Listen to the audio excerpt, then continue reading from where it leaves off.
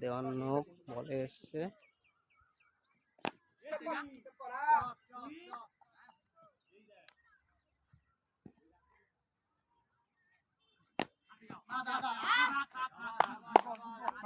ভালো বল করছে, ভালো বল।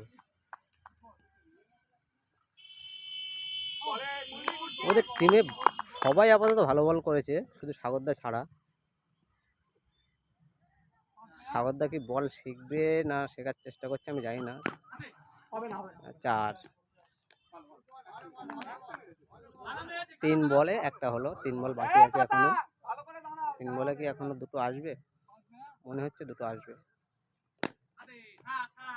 বাপ্পার হাতে 4 বল।